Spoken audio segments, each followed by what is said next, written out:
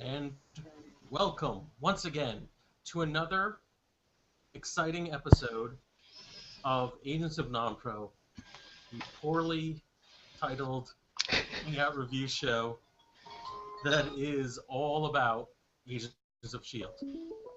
Oh, do we have a Uh-oh. caller coming in? I don't know if you can actually hear this in the live broadcast or not.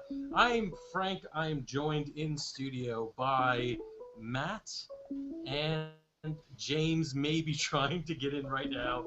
We'll find out in a few minutes. We are, of course, non-productive. We watch Agents of S.H.I.E.L.D. so that we can strongly encourage you to do so. This past week, we had the premiere of Agents of S.H.I.E.L.D., Mm. second season, first episode, Shadows. Really excited about it and kind of like, a little worried because S.H.I.E.L.D. is a good show, but lots of people think it had moments where it was a little weak, that it was a little quiet, slow to burn. Mm. In this case, I think second. What did you think of the start of the second season?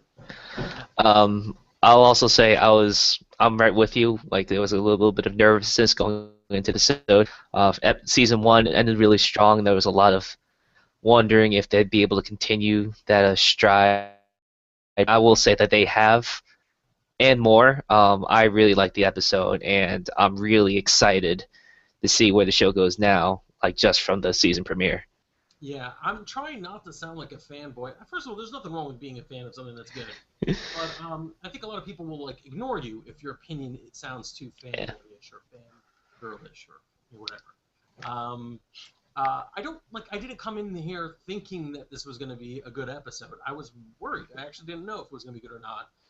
And I think it really did do an amazing job. So in Shadows, where we last saw, if you tuned into our first episode of this season, our Hangouts, you know the recap from last season. But last season did end with questions about exactly who Sky's parents are. We know a little bit more about the fact that there's something special about her, but not what the details are. Mm.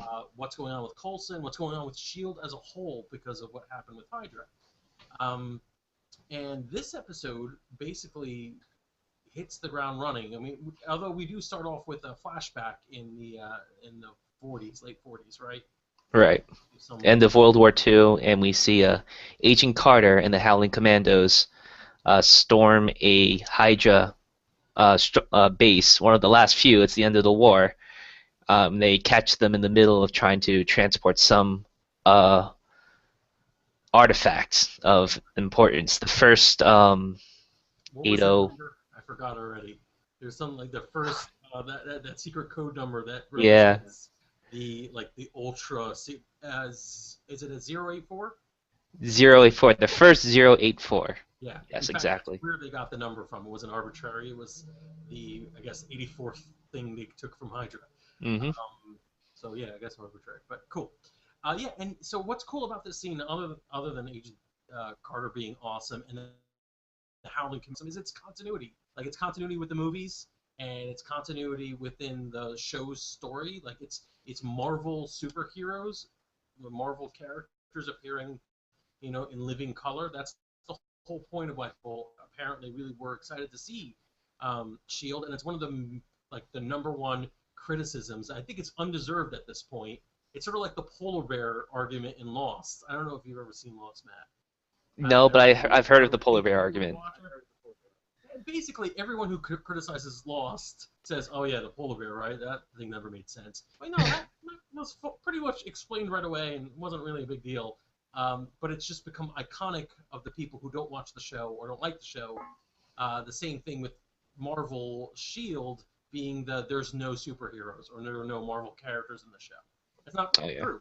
Towards all of first season, we were building and releasing, and this show had the Howling Commandos, and then we're going to talk about this right away. A couple of big name villains and characters actually appeared in this episode, which I'm pretty excited about. So I think you know what? I think we should go right into it. Like the basic premise of what's happening in Shield in the interim during the summer break is that, of course, it's collapsed under Hydra's infiltration, but Mm. Coulson and his crew have basically become a ragtag Shield. They're doing all the things that Shield used to do, including like policing the world and protecting our secret assets, but they're doing it really below the radar. Yeah, they're still considered to be fugitives from the U.S. government, Mm. and it's tough to kind of protect everybody when they want to throw you behind bars. Right. We kind of make a promise on the show that we're not going to just recap things that happen because if you care, you've probably seen it. Yeah. So we'll just talk about the things that we found really interesting. I feel like Sky is a dangerous character to try to make people like. There's something about her that people don't seem to enjoy. And I think it's the hacker foo. Maybe I'm being naive, but I think that's it.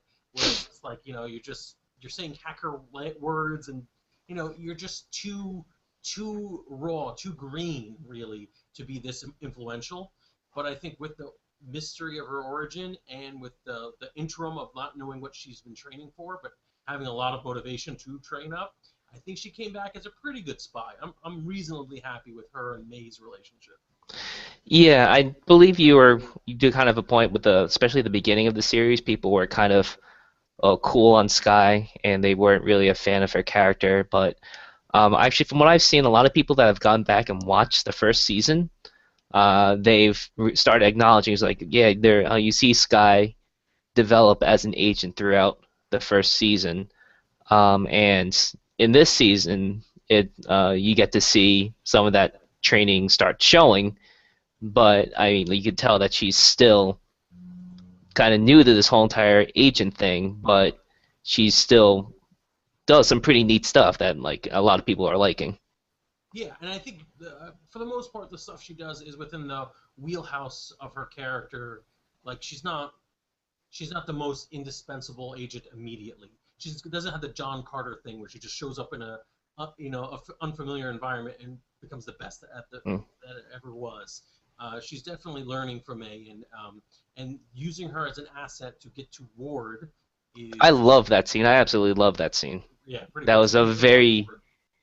yeah. That Ward is wow. Just like the first time you look at him, like you could tell uh, he's become even more unhinged than what we've seen in the end of the last season, and just his interaction with Sky was really unsettling and creepy. But it was really cool to see Sky um, showing off that training and be able to keep control of the situation, or at least showing it in front of him and able to get the information that she needed out of him. I think was darker than I had expected them to go. Like I don't think they cheapened it, but the suicide attempt that I didn't quite expect them. I keep getting surprised when Shield goes dark and how it goes dark because it's still a Disney show. It's ABC. It's on prime time.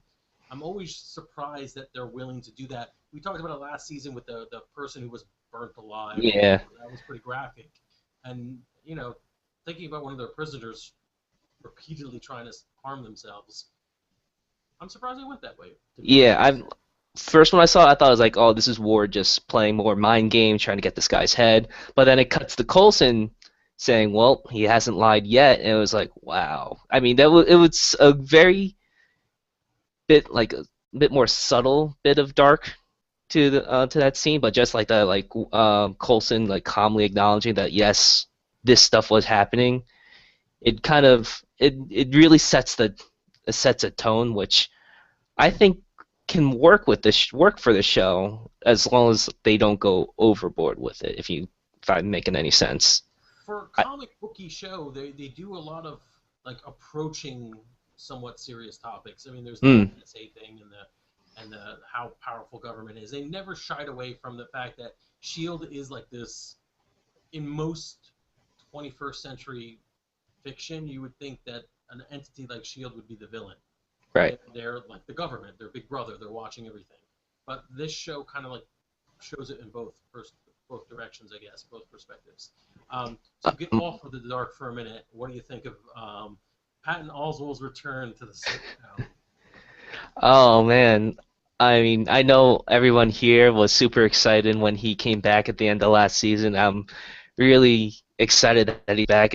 I liked how the show is kind of giving a little nod to how weird it is that somebody exactly like the first Koenig is back. The conversation between Sky and triplets, and like there's a new brother every day.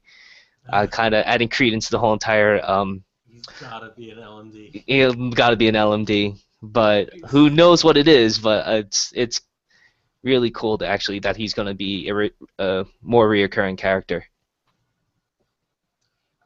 James is asking to pop in. Should we allow him? Sure, why not? Yeah, he's messaging us during the because that's classy production values, James. Just a message to them. But anyways, yeah, I think it's fun. I really hope he ends up being. I'm fine with him never actually putting a name to what it is, but like I want there to be like a million Patton Oswalts in that universe. That would be the best. It would just be great, and I do think it's a fun little addition, and it's one of those little earmark teasers that Shield is using to show that it's part of the Marvel universe. But let's talk about some bigger things. What's the big Yes. bad in this episode? Big Uh, bad is the villain, the Hydra agent, who's going around trying to find this mysterious item that's supposed to be the first super mysterious thing at 084 that Shield ever acquired back in World War II, is basically a thug who goes around and can absorb the material properties of anything he touches. Did mm. you know who that is? They actually Um, mention him by supervillain name in the episode. yes. It sounded familiar when it was actually mentioned, but Absorbing Man, who I Absorbing. believe was a Hulk or Thor villain. I think he probably has faced multiple Marvel. I always knew him as a Hulk villain. Um, so and I think he's primarily a Hulk villain. And in the show, they kind of reference his name, but only as a kind of like a joke. Hmm. So this absorbing man, like they named him without actually like giving him code. Name him. Right. And I don't care. That's good. That counts for me as a person who's very much interested in seeing like the actual Marvel characters enter this show. I'm fine with that. That's awesome. Interesting, and you might know this, and I think most people do. I mean, like this is the golden age to be a geek. Absorbing Man was actually in a Marvel cinematic property, but not one that was canon. He was the villain in Ang Lee's Hulk. Really? Nick Nolte played what was supposed to be the Absorbing Man. They Okay. remixed his history and personality and stuff, but most of his powers and what he did in that movie was Absorbing Man powers, including trying to absorb the Hulk. Huh. Yeah, it's interesting. So, second actor to play the Absorbing Man in a recent Marvel property. Um, I like the fact that we're getting some villains. There's also another villain who popped in only once or twice, whose name I did not know. Um, his name in the comics, he's known as Kraken. Okay. He is the Hydra officer who was the one they defeated. Agent Carter got the original 084 from in the beginning in the cold opening, and then he is referenced again at the end of the episode where we find out for some reason he's still alive. Right. Oh, that's So interesting. I didn't realize he was a existing villain. I thought he was a Agents of Shield original. yeah, and he is an actual. At least he's based on this villain called the Kraken, a big Hydra player. Has some sort of immortality. I'm not going to pretend to know what the background was, but it is pretty exciting that they're going to do this. That they did this so quickly in the first episode. I'm very excited by that. Very cool.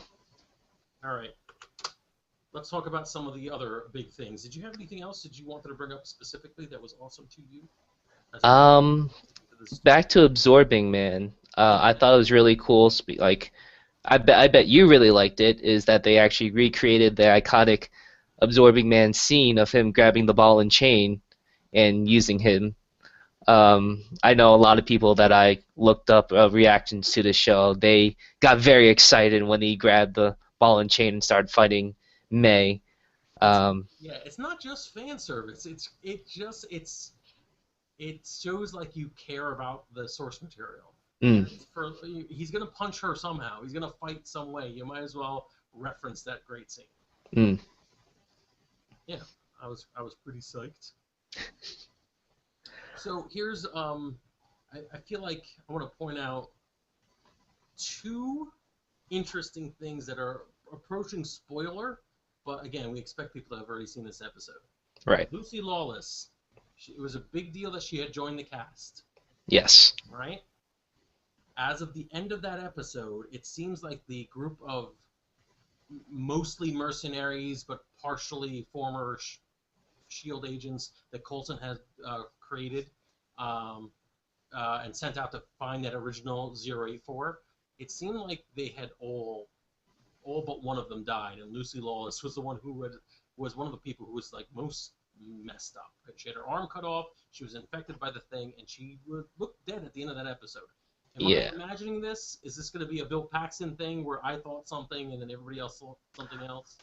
I mean, it's kind of weird that they went through all the trouble of her get infected with the artifact. Then they do make a big deal about cutting off the arm to save her, and then looks like apparently they kill her off like at the end of the episode. I Yeah. I'm gonna say I kind of feel like it's Hi gonna be like a guys. Bill. Hi, Hi Peter. James. What do you think? Hi. We're talking about whether or not Lucy Lawless is dead. Not her, but the character. I think it's gonna be. I think it is gonna be a Bill Paxton thing where like it looks like that she's dead, but she's gonna. I think she's gonna come back in some form. I know they did an interview with her like after the episode was air. I think on like a comment something like that, and she said, and she was kind of playing it coy. It's like, oh, there's a lot of cool opportunities because of like it's a comic book property. You come back in either flashbacks or some form or the other. Yeah. So I think she's definitely gonna make some kind of return. Yeah, I'm wondering how much of this is going to be a series. That of was Lucy. flashbacks. Wait, that was Lucy Lawless. What was Yes. that, James? That was Lucy Lawless, the woman with the team of mercenaries. Yes. Absolutely. What the hell's wrong? What were you doing? What did you watch this on? The phone you're broadcasting from now?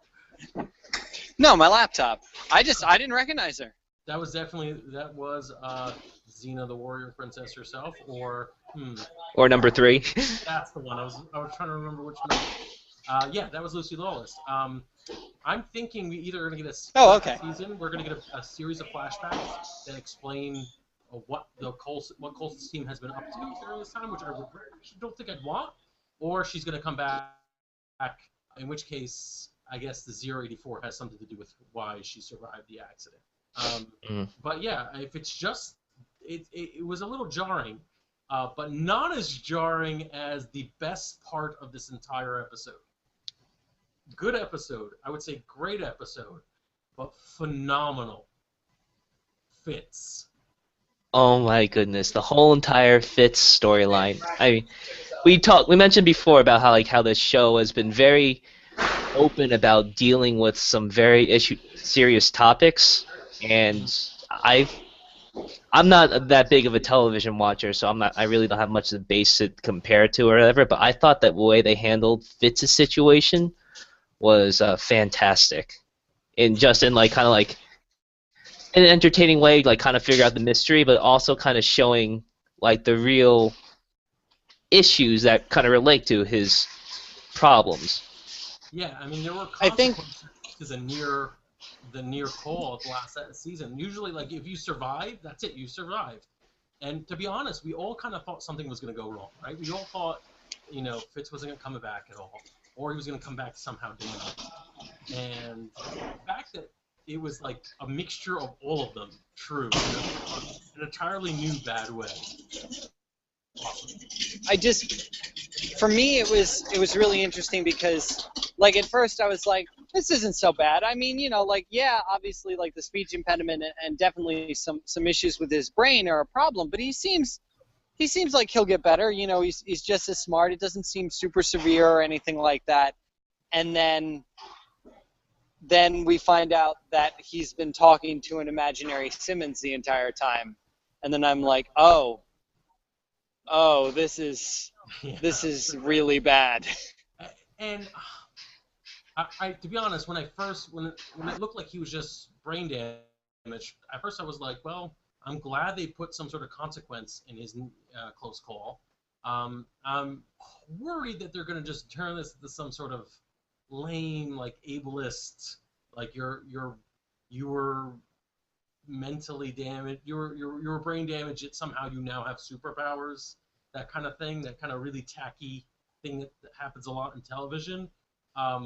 Instead, this, despite being like great television, is also like really sad, and it just reinforces, like I said, the consequences, that there was something really bad that happened to him, and it's gonna keep happening. I can't, like, there's no good side to this at all, and it's just great.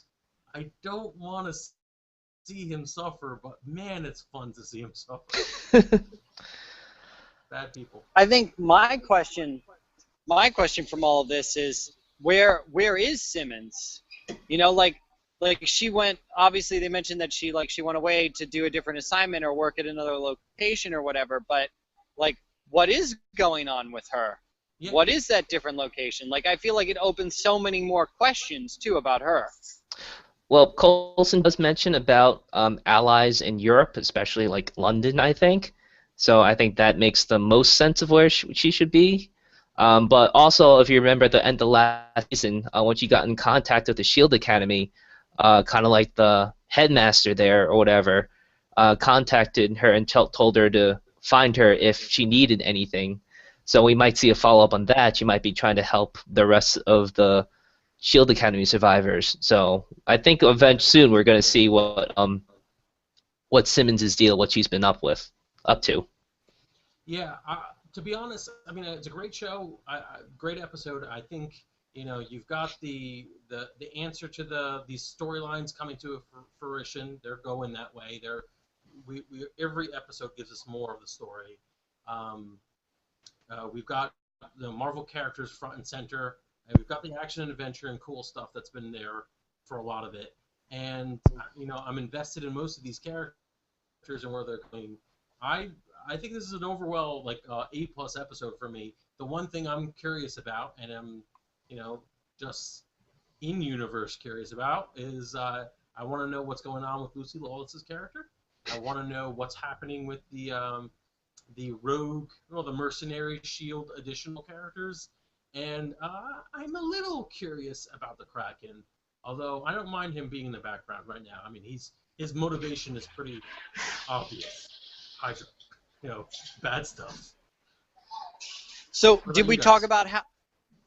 Did we mention how I totally called how they were going to do the Peggy Carter thing? With, you know, she was going to be dealing with something, and then it's going to come up, and Coulson's going to have to deal with the end result of it, but it's going to be exactly the same. Sorry, James, your audio and your video is cutting out. We can't send you kudos for whatever thing you may or may not have gotten. All right, but what do you guys think? What are you looking forward to in the next couple episodes? I'm looking forward to seeing how Coulson is dealing with the new SHIELD. We see there's a lot of difficulty with him being the new director, and there's also his issues with Tahiti still is up in the air. So I'm looking forward to seeing that, and I guess sort of kind of like in connection with that, I'm curious to see what's going to happen with Sky, with the issues with her and the fact that she underwent the Tahiti project stuff, but that apparently is going to have some kind of significance to her. Lachlan joins the cast. Woo, I'm excited. James, anything in particular? We're just going to get any more predictions. I'm interested in those. I'm interested in those mercenaries. You know, they seem like they didn't have much reason to stay. So I'm wondering what's going to be up with them and where they're going to fall on the line here. Antagonist, friend, they're going to be interesting. It's interesting to have some new characters on board the cast. Yeah, I agree. I think I'm also curious. So this is like my final point. Um, in the opening with Agent Carter, she sort of kicked something closed and said, "You're not supposed to look at that kind of stuff." I don't remember the exact line. So this is like a DVR on demand moment. And I want to figure it out. I could have sworn the thing she had closed was the body that we later find out that where they got the Tahiti serum from. Not the name of it, but yeah. You know what? I actually did that exact thing, and I think you're right. It looked Really? very blue.